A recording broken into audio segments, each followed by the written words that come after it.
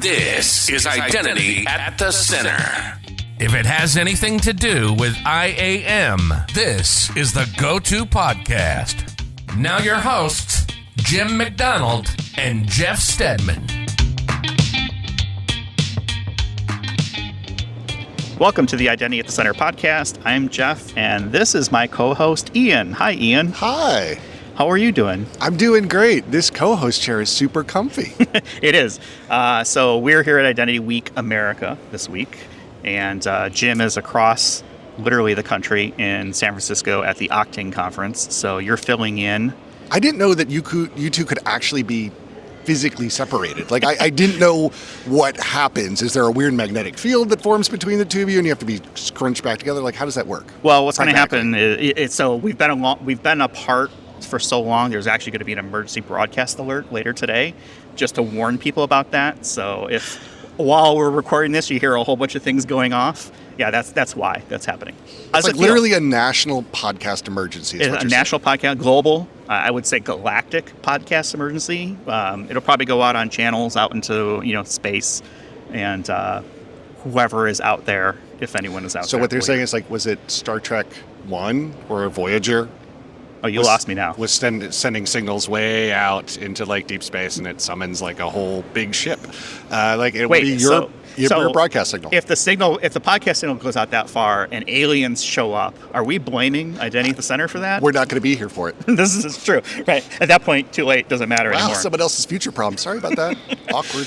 I'm happy to kick that can down the curb. So yeah, we're here at Identity Week America. Ian's here. He's guest co-hosting with me. He's brought along a friend, Steve Hutchison, a.k.a. Hutch. Welcome to the show, Hutch. Thank you. So you're a director of security architecture with Mitsubishi Bank of Tokyo, which, that's a mouthful. I'd like to understand a little bit about your identity background. So we've gone through Ian's. We're not going to put people through that misery again. No, we don't need to torture them. But we'd love to hear from people the first time on the show, and hopefully not the last, is how did you get into the space of identity?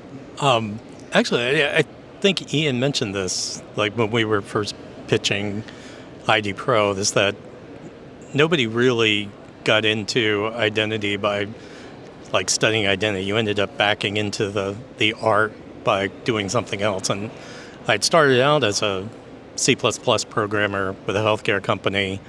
They said, oh, you're the PC guys, so we're also going to put you in charge of networking. We've got 7 PCs in a room downstairs. Here, take this and make it work, which was a box of NetWare 215, if I'm aging myself.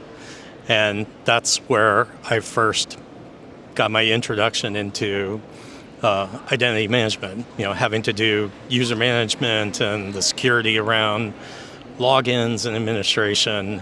And plus, it was a really good background for the networking piece of it. It was all kind of in that security realm. And from there, I went to enterprise architecture and then enterprise security architecture, still all with that same company or with the companies that bought the company. In 2011, I got the job of a lifetime at GE at their Information Security Tech Center, which was kind of the global cybersecurity office. And they wanted me to focus just on identity, which I thought was going to be really narrow, wasn't going to be big enough for me. And it turned out to be a little bit more narrow, but hundreds of miles deep. And that's when I first got involved in kind of the larger identity community. And I met people on the conference tracks at Cloud Identity Summit and Identiverse and Gartner and Twitter conversations, and that's where I met Ian and Pam and Andrew and Nishant and all of those. Definitely part of the original Identirati, as we call it, right? Definitely, and fell in love with what was happening with it. It wasn't there was a world that was opened up to me because of them and because of what was going on and the things that I wasn't aware of. And when I became aware of it, I didn't want to do anything else. So you kind of validate something that I've posited here very early on, was that most people in identity today did not pick identity. Identity picked them. It chooses you. And yeah, backed into it, fell into it, didn't really realize, kind of how you even got started of it. And I think there's still some people today who are in identity and don't really know it. I'm going to point back to the conversation I had yesterday with Molly Taylor from Identity Week. I asked, it's like, so before we hit record, I had said, okay, so Johnny, Molly, do you guys consider yourself identity people? I was like, no, we consider conference people. And I said, okay, well, how many, Molly, how many times have you done identity conference? She's like, this is my 6th one. I'm like, I hate to say it, but you might be an identity person. And there's plenty of room for identity people that are technical versus non-technical and every shade in between. There's an inexpensive home test you can take and actually find out if you're an identity Does the person. government fund that? Well, can I go to the USPS and request actually, that? yeah, everyone's going to get 2 tests at home in a month. You too may have identity disease. We did a series of recordings at a Identiverse a couple of years ago where one of the topics was, what was your background? And it was great because there were like 8 of us who did different ones, and only 2 of them really had like a science or computer science background. I mean, mine is history.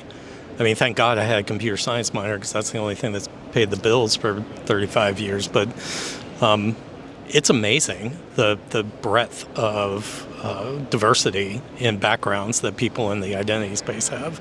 And it's important. I think it's important to have that.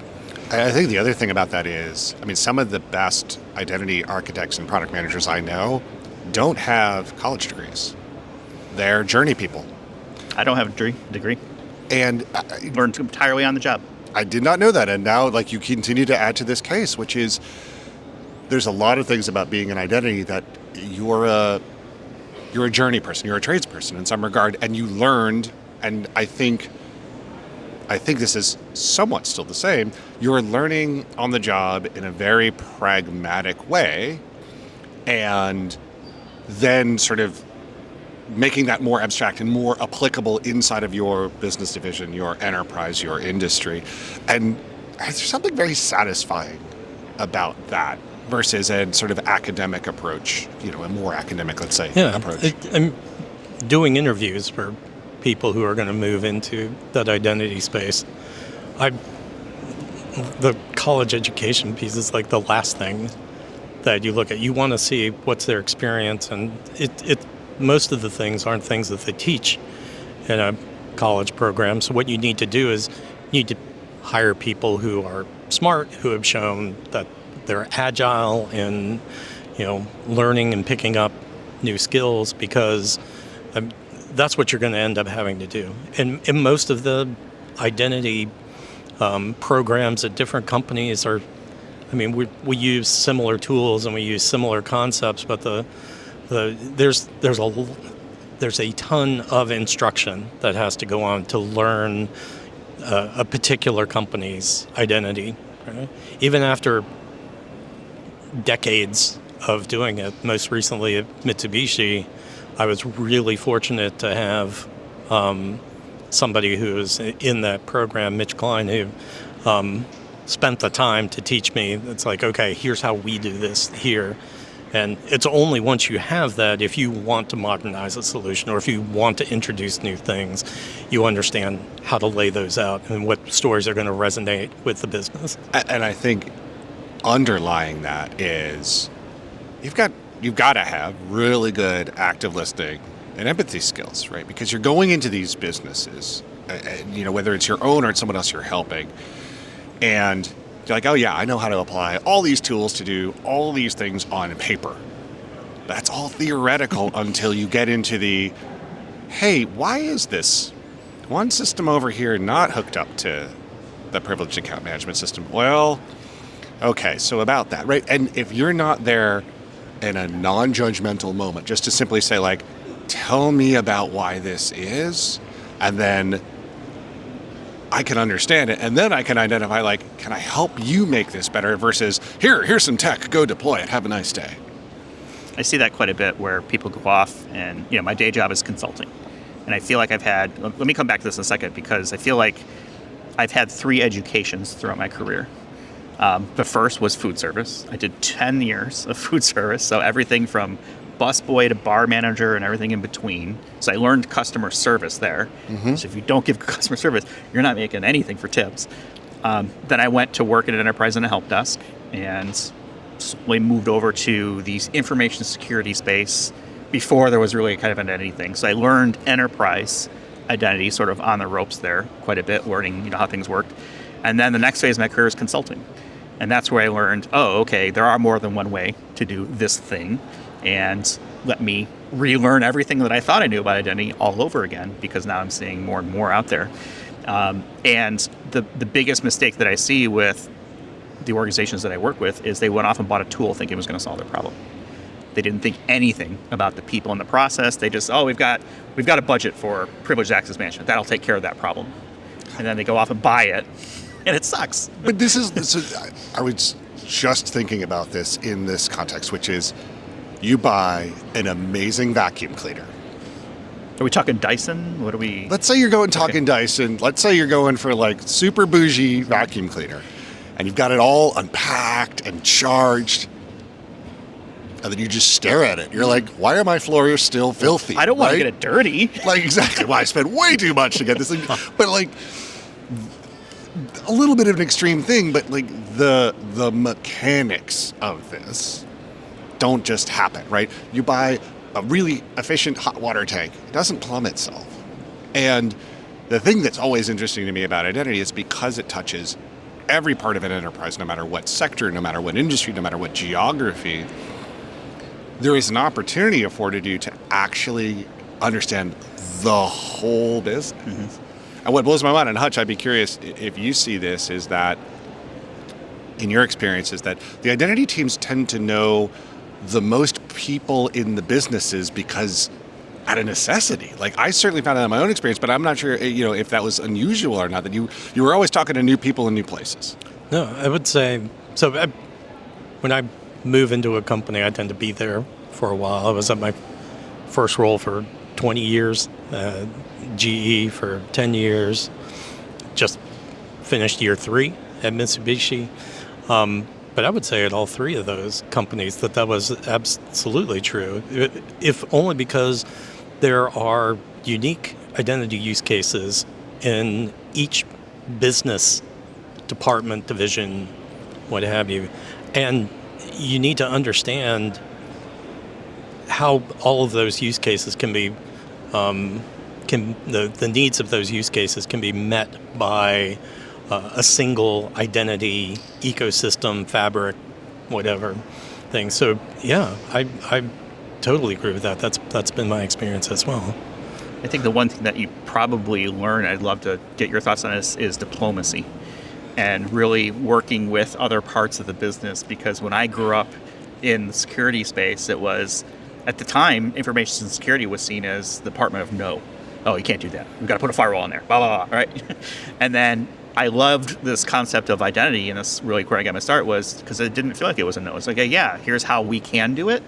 Here's how we can, enable the business, or whatever it may be, and building those relationships. And now when I look at a role like an IAM program manager, which some organizations may have, some may not have that by title, and maybe just someone wearing that hat on the side. And I feel like a lot of the work that role does is diplomacy. They're out there shaking hands, kissing babies, right? All that stuff to build those relationships. Do you see the same thing? Yeah. Ian mentioned empathy before, and you really have to kind of understand the needs of the business. And I would like to think that I do that relatively well. I know I do have my own biases, and that's not to say that the job can't be incredibly frustrating at times, and there are people in departments that will frustrate you. But you're not going to be successful unless you're a partner to the business. And the only places we've really had serious arguments about is when the business starts trying to do solutioning instead of trying to get them to kind of thoroughly define the business requirement that they're trying to solve. It's like, tell me what the business requirement is that you're trying to solve, and I will tell you how we can get it done using the strategy that we've already defined, or I'm totally willing to modify this if it's not something that can be met by it. But you have to do that with the entire business. And Department A may not care what Department C is doing, but you have to.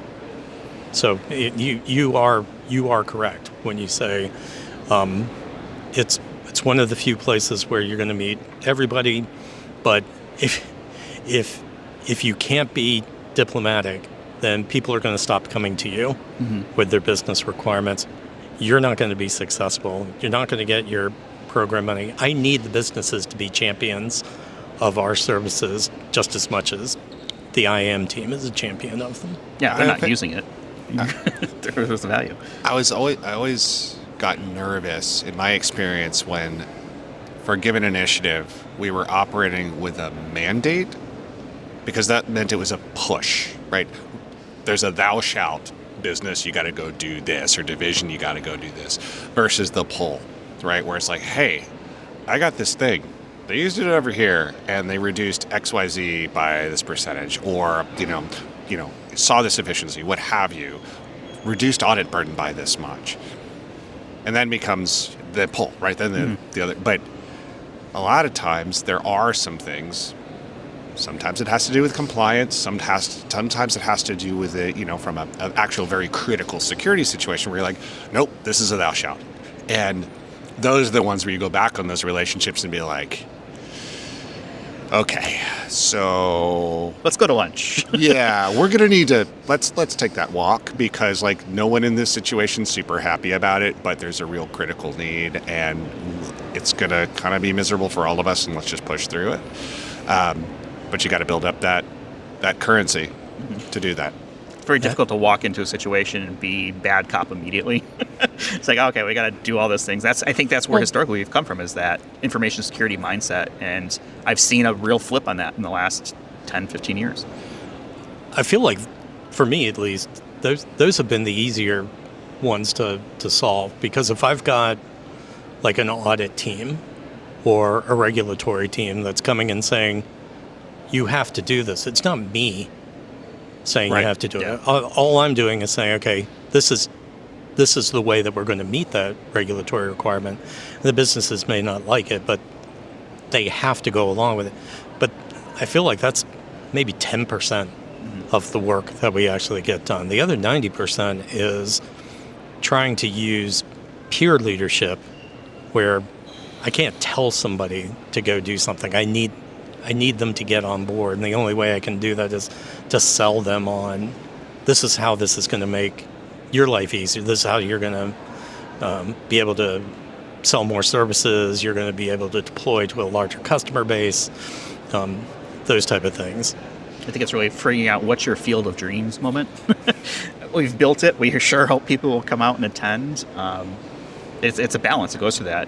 I'd love to talk a bit more about your role as a director of security architecture. What the heck does that mean? What do you do?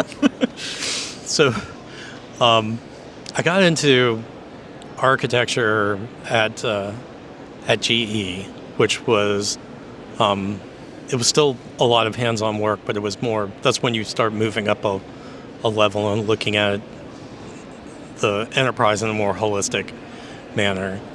Mitsubishi is a really good company in that they recognized that they needed that. So I'm part of a larger architecture team that's made up of just a bunch of brilliant architects, each within their own domain.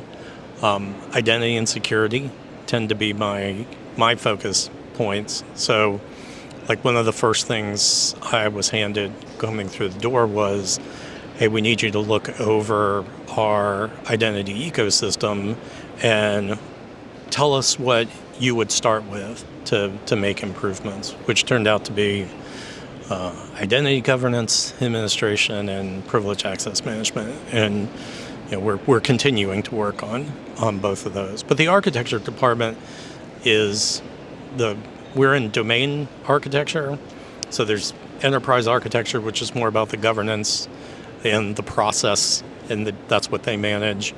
Domain architecture takes all of those enterprise rules, and we kind of decompose them down into our domains. And then like for the identity domain, I would talk about here are the standards that are in play. Here's for something like directory services, here's what we're using now, here's what's in containment, here's some stuff that we think is coming down the pike in a few years, and then, the future state stuff, the things like at a conference like this that they're talking about that we're going to keep on our radar.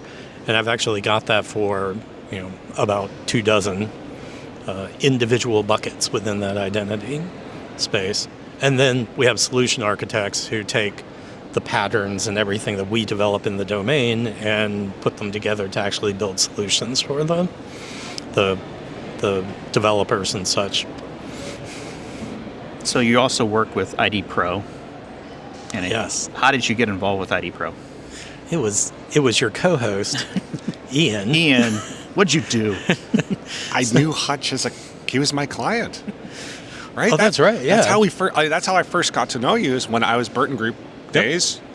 You were my client, and I just knew he was a good guy. I forgot about Burton Group. That's a name I haven't heard in a long time. What a great organization that was. There, the funny thing is you mentioned Novell. Well, I was a Novell 3.1.1 administrator, so that dates me relative to you. And a lot of old school identity folk are kind of children of Novell. There's actually one walking around here. I know Jim is too. But Burton Group was very much that.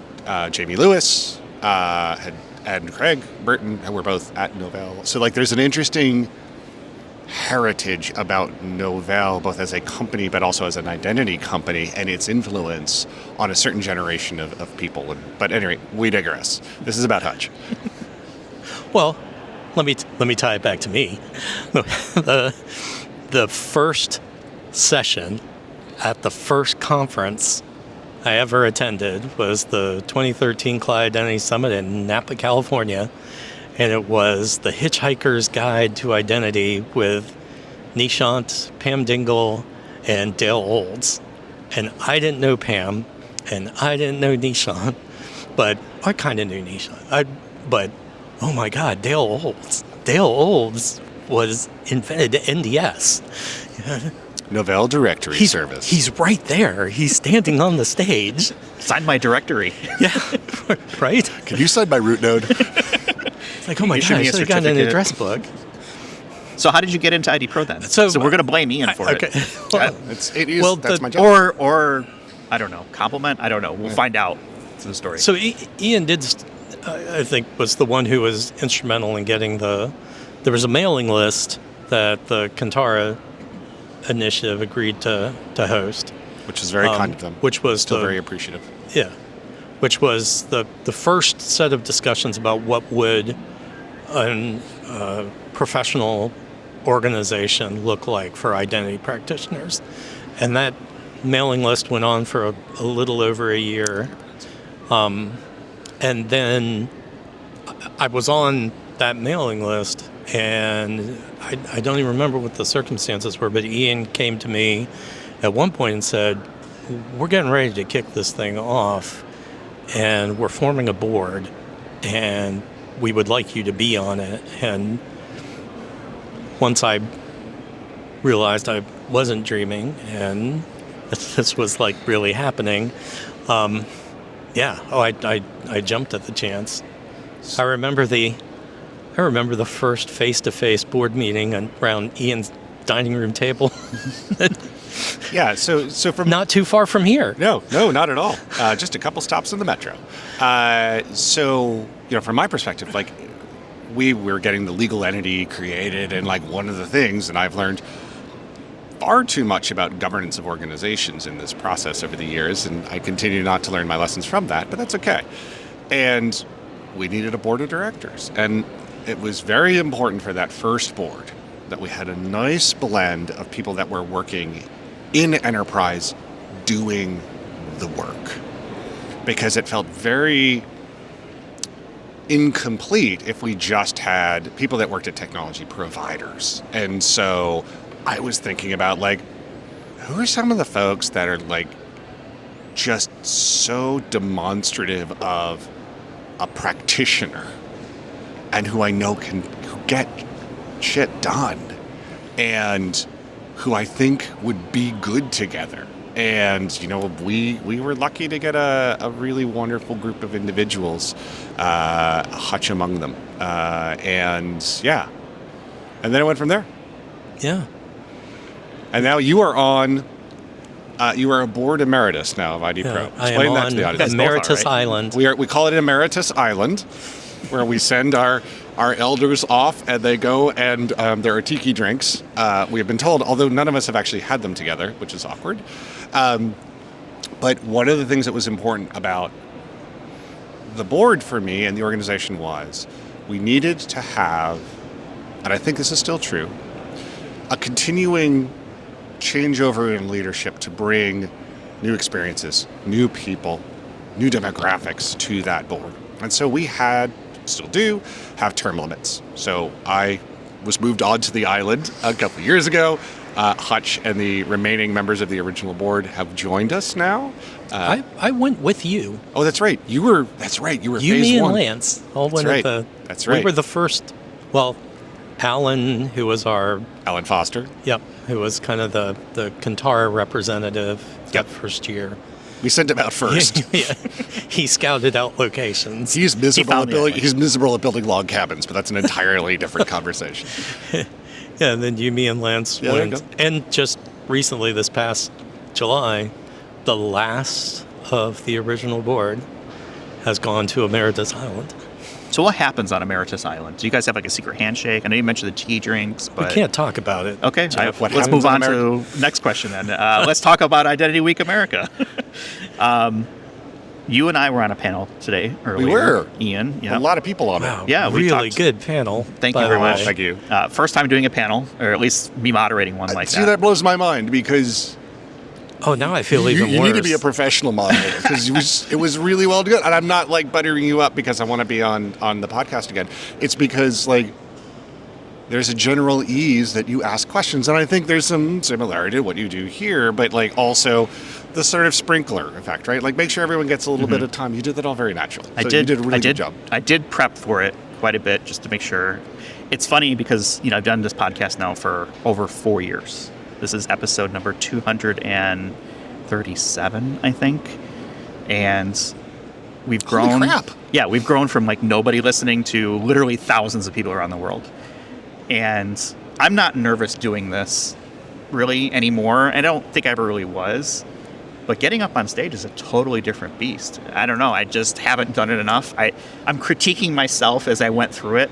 I just started us off. I didn't even introduce myself. It was just like, here's all the people on the stage, and let's just kind of get into it, and that was it. And I was thinking, oh crap, I forgot to introduce myself. Like 101, I guess, for presenting. But we did have a good discussion. We did have a lot of people. It was a rowdy bunch. We had yourself. It was a little spicy. We had Megan Seamus from FIDO. We had Jeff Rich from the IDSA. We had Tim Meyerhoff from Iris ID. And we had Julie Madd from LinkedIn. Mm-hmm. And you guys mixed it up. It was great. I felt like I had the easiest job up there because I was just asking questions and then trying to make sure whoever was giving me the nod or different visual cues that he had something to say and trying to pass it around. The measure of a panel is whether you have people saying, I agree with the previous panelist. And that's like, oh, fail. You want some interchange. You want some interplay. Mm-hmm. And because otherwise the audience is like, well, why are there all of you up there? Could I just have one of you if you're all going to agree? That doesn't make a lot of sense. But we should actually tell people we were talking about authentication and notably modern authentication. Modern in quotation marks. We're definitely doing that in modern. And I started with you. I said, tell me what modern authentication is. Right. And then I was like, well, there's contemporary, which is SMS OTP, and that's a sad thing for all of us. And then I alluded to the concept there might be postmodern authentication, which is really, I don't even know what that is, but we'll come up with it. And somewhere, there's a startup right now. Mm-hmm. A guy handed me his card as we were getting off the stage. He's like, we do postmodern authentication. I'm like, I feel like I should have trademarked that on the way up. But I'm not entirely sure how that works, but like I should have done that. But we talked about the state of play, where we want to go. And I don't know, you were in the audience. How'd it go, Hutch? I thought it was fantastic. I was telling Jen, I feel even worse now that was your first one. I've moderated panels before, and I don't do them that well. I like being on a panel more than I like moderating the panel. But I'm doing one this afternoon on customer IAM, which is become near and dear to my heart. And there's some really good panelists on the way, people from Hilton and PNC Bank and Nationwide Insurance and ForgeRock, Ping. ForgeRock, Ping? We're going to get to that. Yeah, we should get to talk that about later. that in a second. Yeah. But a good, wide-ranging, and I do have questions in there about how a CIAM use case is different between those different pieces. But yeah, no, I thought you handled it very fluid. Again, maybe because of the podcasting experience. That's why I'm going to blame it on. I appreciate that. It's not that I'm not good at this. So on the topic of CIAM, I do want to put a plug in for IDPro's Body of Knowledge. There has been, so for those of you who don't know, the Body of Knowledge is a vendor-neutral set of articles and ranging in various lengths and detail about different topics inside of identity.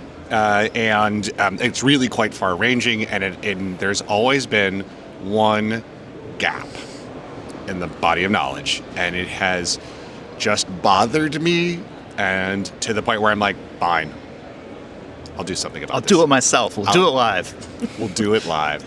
So coming soon to a theater near you is what I think we're calling part 1 of a customer identity and access management body of knowledge article. It's a huge topic. I mean, it's like, as prepping for your panel, I'm like, oh my God, you can go in so many different ways of this thing. But we're trying to lay out, a little bit of who you need to be aware of. What are the things you need to be aware of? What are the basic building blocks? Because there's so much deeper things we'll get into eventually, but I'm super excited for that one to hit the streets. We're in DC right now. I don't know, did we mention that up front? We're in DC, and Heather Flanagan, who is the acting executive director of IDPro and principal editor of the Body of Knowledge, happens to be in town for another event. And when we get out of here, I'm going to make sure we go talk to her and be like, when's it coming out? When's it coming out? Because that's a place I feel like as an industry, we don't have enough material in that topic space. So I'm stoked to get some more out there. Get more. Talk about a slice of the identity ecosystem that you need to have the business involvement in. Yeah, I mean, forget what I said about trying to get business requirements from them, but this is a place where your identity ecosystem is going to help drive business strategy. I mean, it's all wrapped up in customer retention and user experience, and it's not just a big topic, but it's a super important topic that I don't know. In my previous lives, wasn't as big a deal. It didn't seem to be as big a deal, like as it now working for a bank where you're dependent on not just your consumer customers, but your business customers as well. It is huge. There's so many places to go with that. Well, and you hit on a really important point, which is that the experience, the friction, whether you need to add it or remove it, all of that is not a separate conversation from here are the business priorities for this year. Like, they're directly tied in, and that to me is super exciting. It's nerve-wracking, and you have a whole new set of stakeholders speaking a whole new language, but it's such a growth opportunity if you can tap into it. Yeah, and trying to decide as you're trying to reduce friction for your customers, you're also trying to beef up security so you don't get breaches, you don't have fancy new AI systems that are trying to imitate the users, your customers coming in. It's where is the sweet? I'm super excited to be asking people this afternoon in all these different industry areas, where do you see that sweet spot? Where have you had to figure out where that is? I'm interested to see where that conversation goes. What I find interesting is I very rarely see people in the real world, enterprise, whatever it may be, who are doing both enterprise identity and access management or workforce identity management, the internal side, and they're also doing customer or consumer IAM. What I typically see in my experience is there is one group that's doing CIAM and another group that's doing the inside of things. But I'm starting to see more blending of those two groups. Historically, I would say like e-com and marketing were much more involved with doing the CIAM stuff. Whereas, I work on the enterprise and I don't have to worry about that kind of stuff. It's changing. I think we're starting to see a lot more blend between the two. And wait a minute, you mean that there might be a chief digital identity officer in the offing? The Cheeto could make a presence. Still sort of torn on that. Hutch is shaking his head like, you guys are dorks. Stop trying to make chief identity officer happen. Yeah, it's like that meme image, right? It's not going to happen. I'm torn on it too, so we can leave it at that and move on to other topics. All right, well, let's move to, because we talked about Ping and ForgeRock briefly. News broke relatively recently that, first of all, ForgeRock was acquired by Thoma Bravo, and then now Ping, which is another Thoma Bravo company, is acquiring ForgeRock. What does that mean?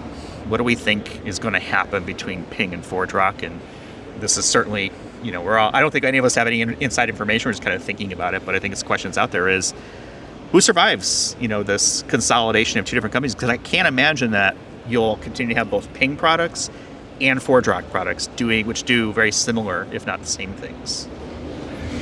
Yeah, I will say I know a lot more about the Ping side of the house than I do about the ForgeRock, but I honestly thought it was good news for both of those companies because I have to be concerned about what I say because I don't want to make anybody upset. But opinions are our own, do not reflect our employers, blah, blah, blah. So, I mean, for the longest time, like the people who were the champions for me in that space were, again, Brian Campbell, who's still there, and Pam, and all the people who were at Ping and made Ping a great company. Ping was there. They were always on the cutting edge of if new standards were coming out, Ping was there. They seemed to be the kind of the technology company centering ourselves around Ping Federate. When I was at GE, was just a smart thing to do. But you had to build like a lot of your own stuff around it. It wasn't a complete stack. ForgeRock seemed to be the if identity companies were airlines, ForgeRock seemed to be the one that everybody shows up at the airport with a different part of the plane, and then you kind of put it all together. And then, but they did have it was more like a full-blown identity and access management. You could build a kick-ass plane that way. Yeah, you could. Right, but you need to have together. some pretty good talent to put on. I honestly think there's a lot of baggage that's going to fall by the wayside, but that you can build a really nice, solid identity stack from the components of those two companies, and something that's easy to use, still technologically advanced, solid when it's when you're doing the more advanced standards, the newer stuff that's coming out. I think the other thing that tends to get overlooked in these kinds of situations is now you've got one company who both of them had amazingly talented people in their organizations, and now it's an embarrassment of riches in a lot of ways. And so I think that's an interesting opportunity. I think the road will probably be rocky in like this moment, right? The announcement is less than maybe a month old, give or take. It's uncertain for everybody inside the organization and outside, I'm sure. And the negative thing that happens in markets, and it has nothing to do with ForgeRock and Ping specifically, is in these moments of uncertainty, less scrupulous vendors will start going and targeting these call down on customers, on both, right? I'm sure Ping and ForgeRock customers are getting calls. People are like, hey, you're screwed. You don't know that yet. So we're going to have our thing come in, right? Like, I'm sure it's just a market reaction that happens. It's really, really unfortunate.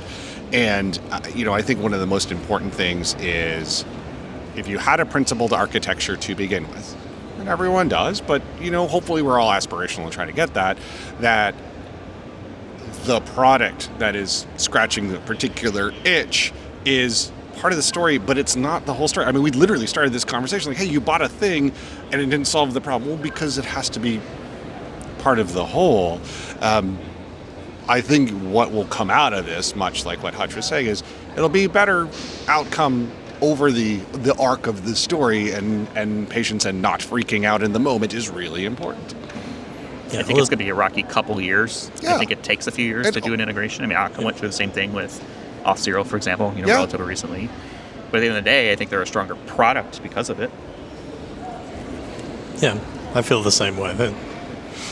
Any other big acquisitions we want to make predictions around? Like, how do we feel about some of the other players in identity? Anybody else going to get bought up, snapped up by someone else? There are companies I hope get bought up. I would love to see Microsoft buy like a real identity governance administration company and integrate those systems into Azure. But isn't that what Entra is supposed to be? I mean, if I read the marketing from Microsoft, Entra will do everything that I needed to do, and I don't have to drive my car anymore. I was about to say, I'm not sure it was as big a technology leap as it was marketing leap. Very diplomatic. Which is fine. That's not to knock Microsoft, because over the last few years, I will admit, I didn't jump on the Microsoft bandwagon until later in my career, but I remember in 2016, Cloud Identity Summit in New Orleans, Alex Simons saying, no, really, we're going to standardize, we're going to fully adopt real industry standards. We're committed to doing this. And I was kind of like, yeah, well, I'll believe it when I see it. And I believe it. Now, they made huge investments in not just the systems, but in people. The identity stuff's gotten easier to use. I'm really impressed with how they've integrated it to their cybersecurity tools. And at my own company, we've kind of adopted a strategy of we would love to use Azure tools where Azure tools are mature, but there's still some places where they don't solve for everything.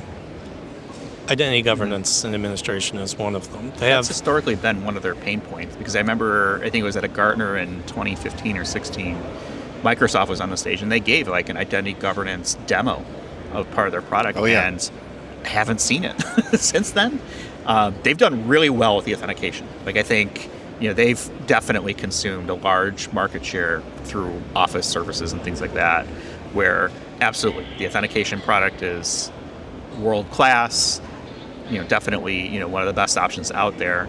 But they've really struggled on the identity governance side of things. So I think it's interesting that you mentioned that as an area you like to see them improve, because historically their track has been, well, we go this far with IGA, and once you get past that, hey, let me introduce my good friends over here at, first it was, I think, Omada, and then it was SailPoint, and then it was Savient.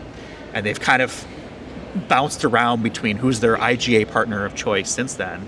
And I've been wondering for years, when are they actually going to do IGA well enough that isn't so myopically focused on Microsoft products and services that they can support more than just Microsoft? Because that's been the knock on Microsoft with everyone that I've talked with and all the deployments that I've seen and done, is once you leave the Microsoft ecosphere, really a lot of the stuff kind of falls down. And the open standard helps from the authentication standpoint, but when you start talking about identity governance, you're talking about hundreds of apps that may or may not be cloud. Wait a minute, Skim didn't solve everything? Skim didn't solve it, right? There are these little islands. Tell me this? Yeah, and it's like, okay, well, I want to be able to know who has access to what. Well, great, we can tell you that for these 5 things. Okay, but what about these other 200 that I have? The interesting thing about the IGA market itself is, much like I think, certainly in the markets I've looked at, the Microsoft Okta duopoly is a thing. Like the SailPoint kind of Savient duopoly is kind of a thing. And I have to wonder if that's sort of the next sort of space where we're going to see some interesting entrants. Mm-hmm. I think one thing that's also just a weird dynamic going on, or maybe a not foreseen dynamic, is there's a lot new. There's some new potential acquirers that I don't know if I would have picked. For example, Cisco buys Ort. Ort is all of 9 months old, I think, when they got acquired, maybe a year or so, in the nascent, shall I say, identity threat detection, response, recovery, rinse, lather, repeat. I'm not entirely sure what it all means. And then they go buy Splunk, and back in the day, one of my good friends and friend to identity, Bob Blakely, always referred to Cisco as where software goes to die. And there's many examples of software being acquired where they have not sort of survived long at Cisco. So I'm very curious about what is different now. Certainly Cisco is making more investment in the identity space, both in acquisition and actually just straight up investment. And the other one so that's like a space to watch. The other one is CrowdStrike. And because you're seeing them really push into ITDR through an acquisition that they had made, and protecting endpoints and now identity infrastructure. I don't know actually how to process that. I'm just not entirely sure what to do with that. But it is interesting to see new acquirers get into the space, because at some point, you looked at the classic acquirers, the Oracles of the world. IBM, the CA. HBAs, the HP, IBM, CA, and it really was like that part in Monty Python where it's like, we're looking for the Holy Grail. It's like, oh, it's too bad, we already have one, right? Like, it's like Oracle had how. Oh, here we go. That's the warning for the emergency alarm coming up. This is the pre-alarm, right? Just in case we weren't sure, we are actually at a conference, right? Recording. Run by a British organization, thus the British accent that you might have heard. If you're confused, they don't speak like that here in DC. But like these vendors, I mean, Oracle had, I don't know how many, essentially IDPs or federation servers in their stable at any one time, like 50 or something. And this is not really true. But those acquirers now have got multiple. They've digested them over the years. They've repurposed them. They've done other things. So I think we're seeing a new generation of that, which is actually really interesting to watch as a market dynamic. It's very cyclical because you get these platforms, right? It was, we have Oracle and it can do everything. And then the reaction to that was, well, let's go off and get SailPoint because they're the new kid on the block. Best of breed, best of stack. Yeah, exactly. And now guess what? We're back to this thing called converged IAM, which is, to me, sounds and smells a lot like another platform play. It is interesting to see other companies come into this because they're not the typical platforms that you would expect, like an IBM or CA or whatever it may be. It is CrowdStrike. It is Cisco. Other folks that you wouldn't normally associate with identity. As a practitioner, I've seen the journey from the consolidation. In my own particular instance, I'm glad you brought up CA. I was just feeling old that we weren't talking about it. Should we say BMC and then we've now hit for the cycle or something there? Control SA, baby. I had really wanted to stay at GE until we shut the last SiteMinder server off, but I didn't make it. It's still out there. I still see it. I missed it by 6 months. Not at GE. Not at GE, actually, but there are plenty of installations still out there. But there was the consolidation, but then, and one of the reasons we were moving off of it was because we were breaking back out. We're going to do best of breed.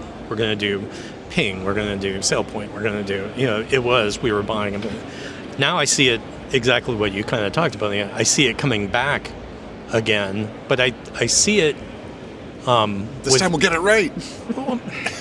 I'm not going to claim to be naive enough to believe that it's all good, but in my opinion, it's been better. Like and I feel like we can talk about CA because they're not around anymore. But like when CA bought SiteMinder, all the engineers left, and SiteMinder was just kind of there, but you didn't see the development and the improvement of it going forward. I feel like that's different now with companies like I'll admit right off the top, I'm a huge CrowdStrike fan. But when these large companies have acquired other companies, it seems to be more strategic. Right? It's not just a purchase for market share. Obviously, that's part of it, but it's really to fill a niche into, hey, we really don't have a service here that can solve for this thing. And I feel like they're better integrated. You see, like, engineering resources that oh gosh, now I'm going to forget the name of the directory. It began with a U that Ping bought. Oh, Unbound. Unbound. Yeah. Like when Ping bought Unbound ID, those engineers didn't leave. Right. And because of that, Ping directory, I feel, was like really good. And Absolutely. I see a lot of that similar thing going forward with, again, companies like CrowdStrike. Well, that's why I think it's so critical these stages when these, this next couple of years, right, for Ping and ForgeRock could be really important. Who is going to be left, still within the organization? I mean, can you imagine if Vittorio had left Auth0 when they got bought by Okta? Okta would not be, the same company without that type of talent being there. So I think it is interesting to see strategic acquisitions that make sense, right? You're not just a shell company picking up different parts. Maybe that's Thoma Bravo, I don't know. But, they're collecting the Thanos ring of all the different services that are out there. But when you see these other organizations come through, it's like, okay, yeah, I can kind of see how that would work because you're already in this space and it's adjacent to where I want to be. But I think it's a critical time right now where you do these massive, integrations between two large companies. I mean, a lot of talent. We've got, tons of people we know from both companies. If they all stick around and have a cohesive strategy, I mean, nothing's off the table as far as world domination goes, for that group. And I think it's great because I think for the last couple of years at least, it's really been a Microsoft Okta dog race on the authentication side.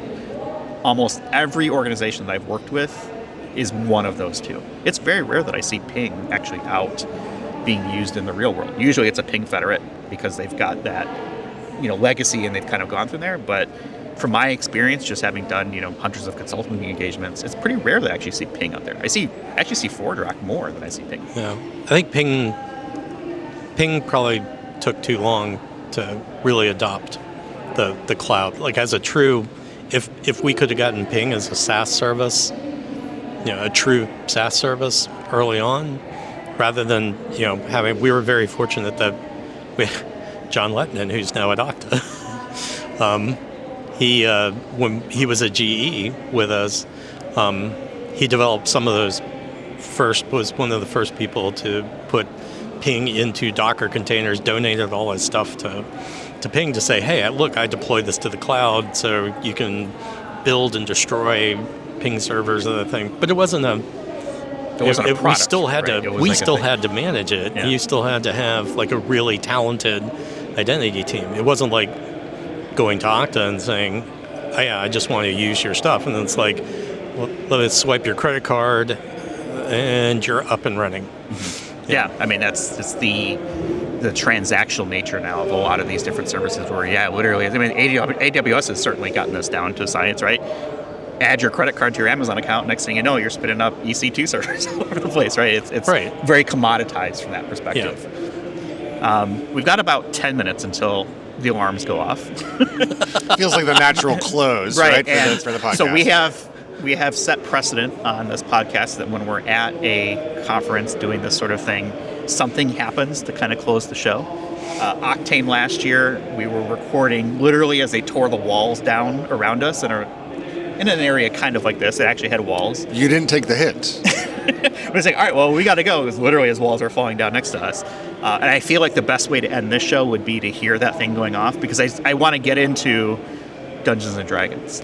Because we were talking a little bit before we hit the show. I was wondering how you were going to segue this. Well, there is no clever segue there, other than I'm fascinated by it. I'm very interested, and I'm looking to learn. I recently started playing Baldur's Gate, which got me kind of back into that for people who are in the video game space. We were talking about this, how do we want to end on a lighter note? And then you mentioned Dungeons and Dragons. What's a hobby? And it's our hobby, isn't it? This obsession, lifestyle. Yeah. So for people who are not familiar with Dungeons and Dragons, how do you explain it to a total newbie?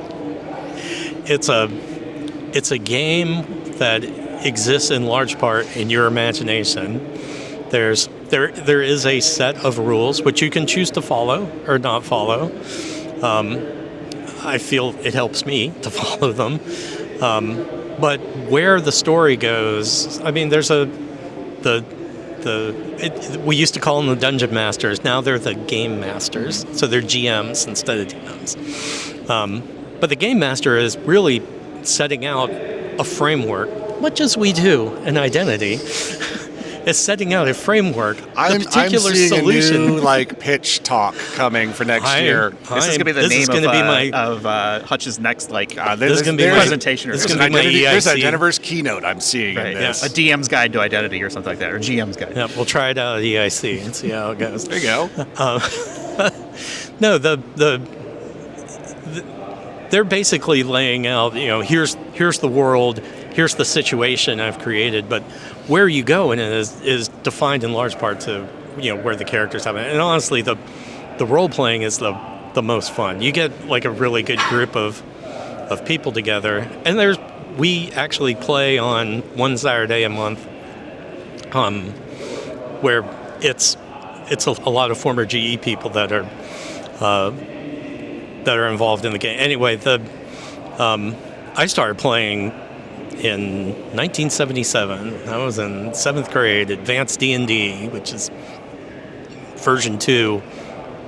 And I played 77 through 82 when I was in high school. I played a little bit in college because some of my friends worked for a company in Charlottesville. I went to the University of Virginia.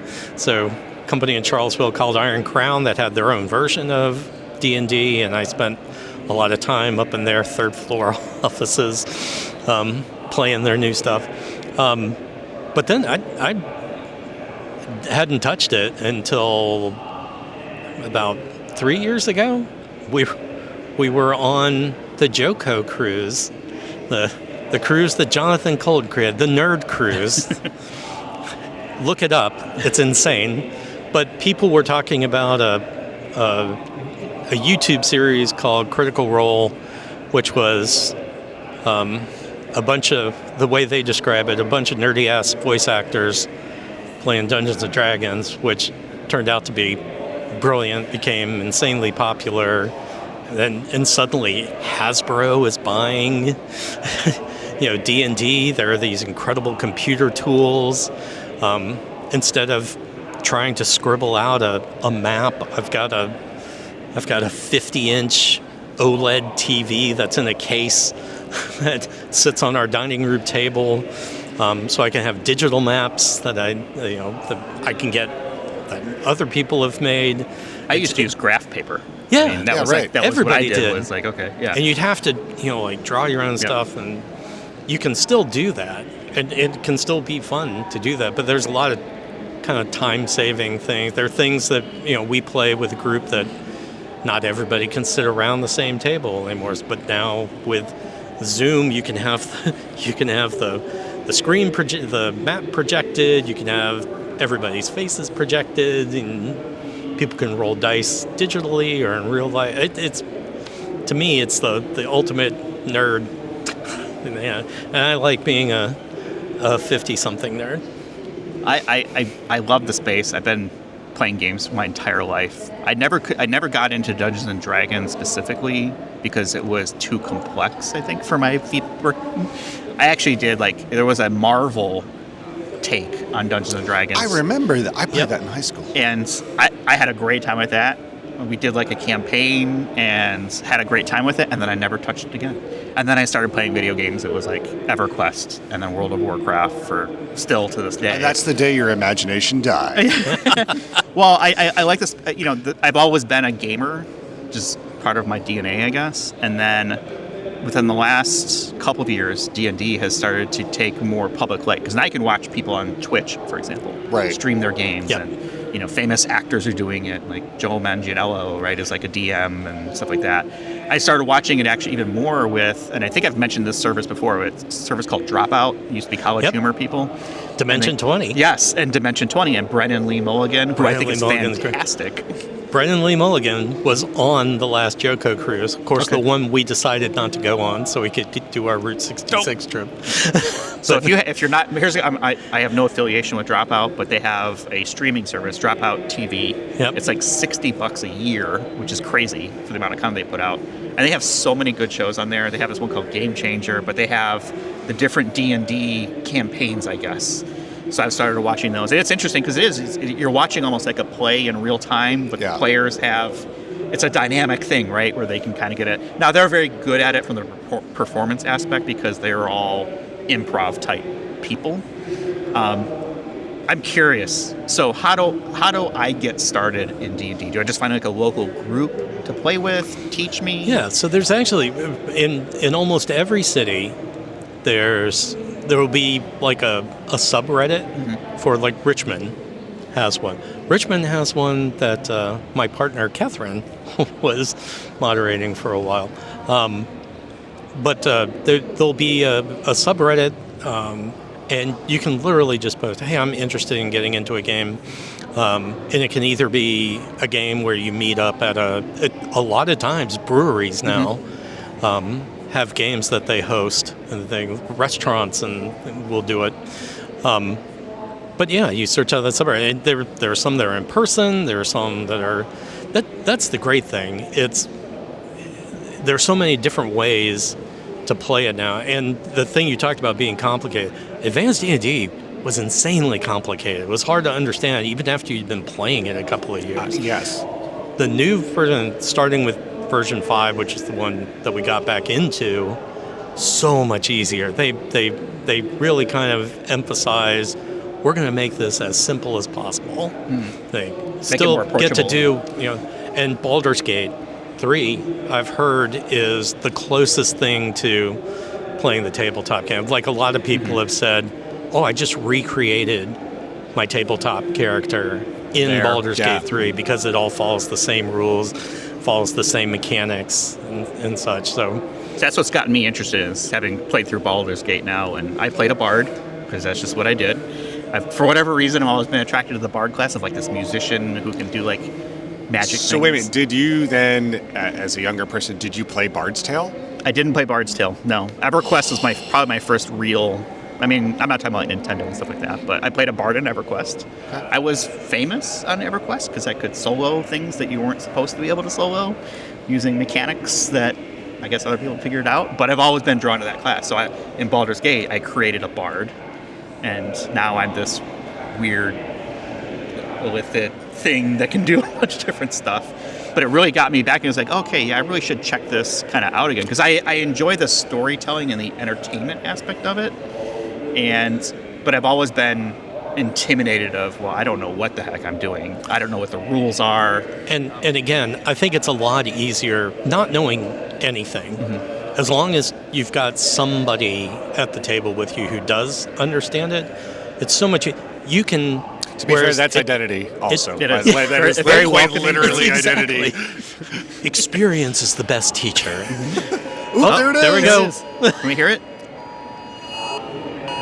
It's starting. It's 2 minutes early. That's not a good sign. If the emergency broadcasting fired early, I feel like someone twitched. Wait a minute. Wait, it's true. 5G does turn you into a zombie. Hutch, no. Oh, there we go. There's my phone. Interesting to see the latency between different networks. I literally turned mine off. Well, you're a professional and I'm not, so we'll let that clear out here. So if you had national emergency broadcast signal disrupting your conference and podcast, you have won bingo today. I wonder what's going over at Octane and how they dealt with it. I didn't turn my watch off. Well, I think that's probably a good spot where we can leave it. I mean, that's tradition. Can we at least cut in and ask Jim, like, what's going on at Octane for the emergency broadcast? Like, I'll have to text them and find out if patch that in. I wonder if they even thought about it. Maybe not. I don't know. Okay. Well, I would definitely love to talk more D&D, but I said, hey, let's record like 30 or 40 minutes, and it's been over an hour. So I think it's probably a good spot where we can leave it for this week. Thank you so much for being part of this. And Thank you for having me. This is so cool. Yeah, I hope you will come back and be part of the conversation. Oh, okay. Ian, how do you think about your guest co-host spot here? I am not up for this task. I have learned that Jim does a very hard job, and I need either more swings at the ball or maybe should just be demoted to like a junior podcast somewhere. I thought you were a natural, and I thank think you did well, and we will definitely have both of you guys back on. We'll go ahead and leave it for this week. We'll have links in our show notes for Weave Identity, for IDPro, connect with Hutch and Ian, both on LinkedIn. Don't forget about Authenticate Conference coming up. I think by the time people hear this, I'm going to try to get this out for Friday, what is tomorrow? The 5th? Or no, by the 6th. And then we'll be at Authenticate in a couple weeks. We've got a discount code there, IDAC15 podcast. It's getting kind of late in the game, so you probably want to use that. Book your tickets now. Yeah. I think, Ian, you're going to be at Authenticate? I will be. Hutch, you're going to be at Authenticate? I was, but no, I'm not. No, you was, we're not. Okay. Well, 1 out of 2 ain't bad. And yeah. So we'll go ahead and leave it for that week. For now, we're on the web, idacpodcast.com, Twitter at idacpodcast, Mastodon at idacpodcast, at infosec.exchange. Real quick aside, how do you guys feel about like that naming convention for Mastodon? I just don't like it, where you have to like have username. I just observed that server. you called it Twitter and not X. You can fix Twitter, it in post. X, whatever. No, the Mastodon thing, cumbersome, but it makes sense to nerds. It does, but it's not. I don't feel like it's going to get mass adoption until it's easy to use. I'm a little shamed that I still haven't figured out how to use it properly, and then I ended up on a server that nobody else is on. I don't know where to post but my it's sock federated, pictures. so you're That's okay. the problem I have. I don't know where to post sock shots from conferences. Is what I always did, and Swex feels a little dead to me, and I don't know, Blue Sky, like and X I don't have a feels Blue Sky dirty invite, now. so- and yeah. Maybe someday. Blue Sky's very exclusive. I feel like you need to be on. The I do have Blue Sky, but nobody else is there. Oh, well, that's because it's invite only. Well, what happens when you have one fax machine? Yeah. You are lonely. All right, it's devolved into chaos over here. Thank you so much to the Identity Week America crew, Molly, Johnny, others that helped kind of pull this together and brought us in. So definitely appreciate that. Hopefully we can do more stuff with them in the future. And thanks for everyone who came up, said hello, got a sticker, all that good stuff, and for supporting the show. So we'll go ahead and leave it. Thanks everybody for listening, and we'll talk with everyone in the next one. You've been listening to Identity at the Center.